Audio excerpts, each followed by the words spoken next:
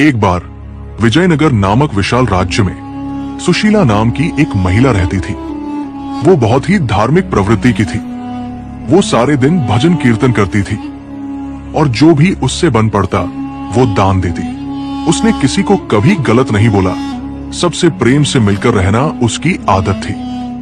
परंतु सुशीला सिर्फ एक चीज से दुखी थी। उसका आदमी हरदेव रोज किसी न किसी बात पर उससे लड़ाई झगड़ा करता था। हरदेव ने कई बार तो उसे इतना मारा कि उसकी हड्डियां तक टूट गई थी। लेकिन हरदेव का ये रोज का काम था। एक दिन सुशीला अपने नित्य कर्म करके मंदिर में बैठे एक महाराज के पास गई और उनसे विनती करते हुए कहने लगी, हे महात्मा, मेरे से कौन सी ऐसी भूल हुई है? मैं सत्संग में भी जाती हूँ, सेवा व भजन कीर्तन भी आपके कहे अनुसार करती हूँ, लेकिन फिर भी मेरा पति मुझे रोज मारता है। मैं क्या करूं? उस महाराज ने उससे कहा, क्या वो तुझे रोटी देता है? महिला ने कहा, हाँ महाराज, रोटी तो देता है। महाराज जी ने कहा, फिर ठीक है, तुम अपने घर जाओ। सुशीला ने सोचा कि अब शायद गुरु जी की कोई दया हो जाए जिससे उसका पति उसको मारना पीटना छोड़ दे। ये सोचकर वो अपने घर लौटी, परंतु उसके सोचे अनुसार कुछ नहीं हुआ। शाम को उसका पति हरदेव घर आया और एक छोटी सी बात पर उसे मारने लगा। उसकी तो अब आदत ही बन गई थी। वो रोज सुशीला की पिटाई करता।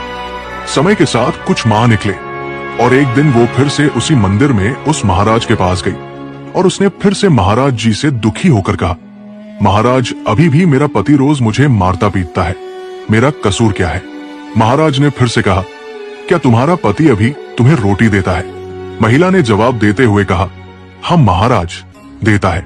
महाराज जी ने फिर से वही कहा, फिर ठीक है, तुम अपने घर जाओ। सुशीला बहुत निराश हुई और सोचने लगी कि महाराज जी ने फिर से वही कहा कि फिर ठीक है।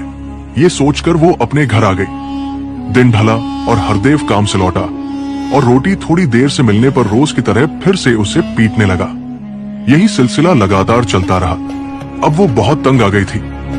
फिर कुछ 1 साल गुजरा और फिर से एक दिन सुशीला महाराज जी के पास मंदिर में गई और रोते हुए बोली, महाराज, वो मुझे अभी भी रोज मारता है। मेरी हाथ की एक हड्डी भी टूट गई है।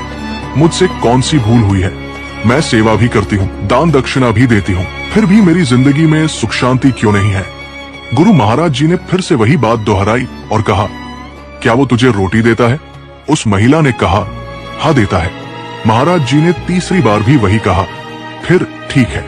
परंतु इस बार सुशीला जोर जोर से रोने लगी और बोली, महाराज जी, मुझे मेरा कसूर तो बताओ। मैंने कभी किसी का बुरा नहीं किया, फिर मेरे साथ ऐसा क्यों हो रहा है? महाराज जी कुछ देर शांत हुए और फिर बोले, बेटी, तुम जानना चाहती हो ना, तुम्हारे साथ ऐसा क्यों हो रहा है? तो सुनो, तुम्हारा पति पिछले जन्म में तुम्हारा सौतेला बेटा था और तुम उसकी सोतेली माँ।